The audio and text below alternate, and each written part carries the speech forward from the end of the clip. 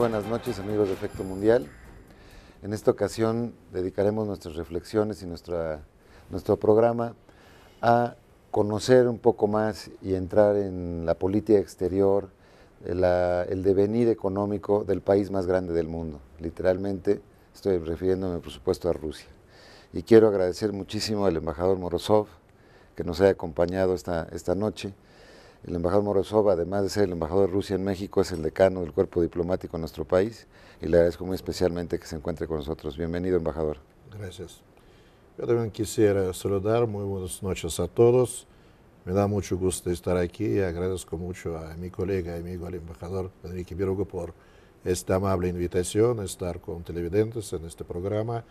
Y bueno, estoy dispuesto y estoy a sus órdenes. Muchísimas gracias. Pues creo que vamos a tener, amigos, un programa muy interesante, como interesante es en sí Rusia.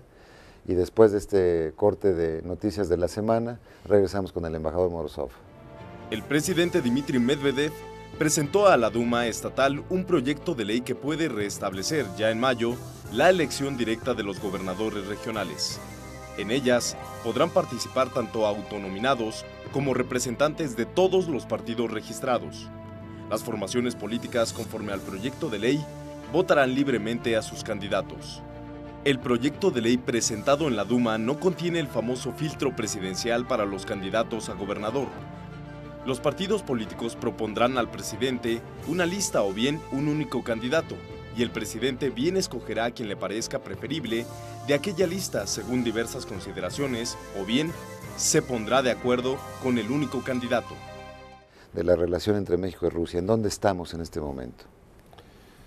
En este momento estamos, yo pienso, en buen camino de nuestras relaciones, aunque por supuesto la crisis mundial impactó, afectó, tuvimos un cierto descenso, pero la tendencia es muy positiva. Ya a partir de 2004, 2005, nosotros tenemos la tendencia ascendiente, sobre todo en la esfera económica.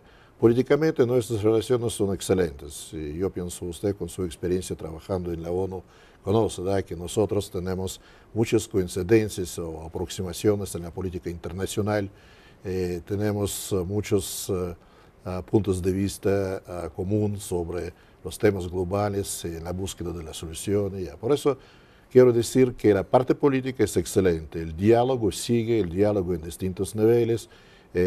Nosotros tenemos en 2004-2005 dos summits, uno en México, después en Rusia, en Moscú. Los mandatarios nuestros tienen oportunidades de tener pláticas, conversaciones, intercambio de opiniones en distintos foros internacionales y en distintos organismos, estructuras internacionales donde Rusia y México somos miembros. La política bilateral, económica sobre todo, bueno, tiene su perspectiva porque ya encontramos más y más esferas de cooperación. Los proyectos más interesantes y más prometedores son la esfera de energética, por supuesto. Energética. Sí, nosotros tenemos una gran compañía que se llama las fuerzas, las máquinas de fuerza, o en ruso silovые машины, que trabaja desde hace tiempo en el mercado mexicano y sobre todo en la construcción de hidrocentrales. ¿Son máquinas de bombeo, ese tipo de cosas? Nosotros suministramos las máquinas para el corazón de un hidrocentral. Nosotros siempre montamos la sala de máquinas, turbinas. Es bueno. Ahora trabajamos en la IESCA con las compañías mexicanas. Es uno de los proyectos que es ambicioso, bueno y sale bien. Y bueno, nosotros últimamente entramos en el mercado de aviación y usted sabe que ya el año pasado fue una transacción comercial muy grande y yo pienso que es solamente buen comienzo para entrar al mercado mexicano y después en el mercado latinoamericano gracias a esa transacción. México, Interjet concretamente, firmó el contrato para adquirir 15 aviones más 5 opcionales de la compañía famosa rusa Sukhoi. Sukhoi antes fue la compañía que producía los famosos bombardeos y aviones de caza bueno, que no tiene análogos en el mundo, pero desde hace tiempo empezó a trabajar en la industria civil y el primer resultado aquí está, podemos ver en México. ¿Y el primer cliente a nivel mundial es Interjet? Interjet sí, porque nosotros el primer avión fue vendido, si no me equivoco, a Armenia. Después compraron también nuestras líneas, pero de los clientes extranjeros Interjet. Y a partir de este año, yo pienso en octubre, noviembre, ya aparecen los primeros 4 aviones. Ellos pasaron bien las pruebas aquí en Toluca y yo pienso que pronto los pasajeros mexicanos y extranjeros puedan aprovechar y disfrutar de los vuelos tanto por el interior del país como los países vecinos, América Central, los Estados Unidos, parte del sur. Y es buen avión y yo pienso que esa transacción nos permite ver con buenos ojos el futuro de esas relaciones. El volumen de comercio entre México y Rusia más o menos. Ahora sí, yo no más o menos. Yo puedo decir exactamente que nosotros ya pasamos y tenemos la cifra como 1.230.000.000 de dólares. No es mucho, pero bastante. 1.230 millones de dólares. Sí. Sí, por ejemplo, en el año 2004-2005 nuestro comercio figuraba entre 300, 400 millones de dólares. Entonces ya tenemos casi 4 veces. Y sigue, la tendencia sigue. Entonces ya tenemos un poco más diversificado, aunque los productos de nuestra exportación son más o menos tradicionales, muchos fertilizantes, acero especial y bueno, algunas máquinas, pero las exportaciones mexicanas tienen buen acceso al mercado ruso y más diversificado. Y ahora el balance comercial más o menos equilibrado, porque hace unos 3, 4 años nosotros tenemos 80% del balance comercial a nuestro favor, y México son de 15, 20, ahora prácticamente mitad y mitad, un poco más México a veces, un poco más Rusia, pero yo pienso que el comercio más equilibrado y más estable. En el tema de inversiones, ¿hay inversiones rusas importantes en Pocos, México? es nuestro punto débil, hay que reconocer, porque nosotros las inversiones máximas que tuvimos hace 2 años fueron cerca de 50 millones de dólares. Yo pienso Todavía que es la esfera donde trabajamos con la Embajada Mexicana en Moscú, con las estructuras empresariales aquí, con Consejo Mexicano Empresarial, y tratamos de atraer la atención tanto de los investidores o de los empresarios rusos para investir en México, como a los mexicanos al mercado ruso, porque cada de nuestros mercados tiene su atracción, tanto para los rusos como para los mexicanos, porque tenemos la economía bastante en buen camino de su desarrollo, el ritmo económico es bueno, el mercado es amplio, hay garantías, hay legislación y nada más, esperamos que México o los empresarios mexicanos van a conocer mejor el mercado e invertir. Lo mismo podemos hablar o decir sobre empresarios rusos. Conocen poco todavía, más les atrae por las perspectivas de invertir en los países vecinos que antes fue repúblicas de la Unión Soviética, ahora es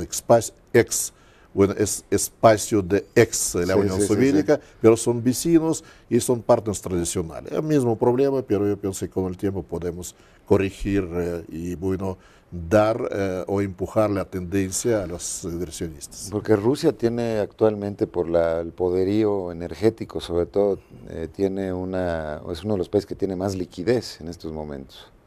Digamos, para generar inversiones y para generar nos ayuda fondos. Nos ayuda mucho porque Rusia es el primer país que tiene sus reservas de gas, un gran productor de petróleo. A veces competimos con Arabia Saudita, con otros países ocupando el primero o el segundo lugar por exportaciones de petróleo. Y por supuesto los precios o la coyuntura de precios de mercado interno nos ayuda mucho. Y tenemos reservas. Esas reservas nos ayudaron a superar la crisis 2008-2009.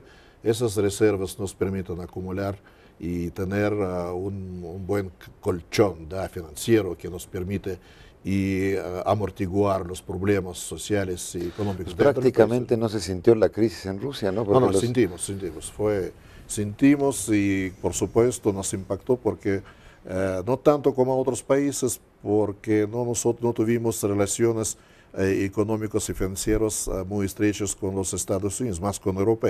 Ahora, cuando Europa está en la crisis, nos afecta. Si, por ejemplo, vamos a ver que 50% de nuestro comercio pasa por Europa o está vinculado, está orientado al mercado europeo, si Europa ahora está en la crisis y si Europa va a vivir un descenso económico, un receso económico, en ese caso van a disminuir la compra de gas, de petróleo, de otros productos tradicionales. Por supuesto, vamos a tener impacto negativo en nuestras exportaciones. Vamos a tener el efecto negativo en la economía rusa.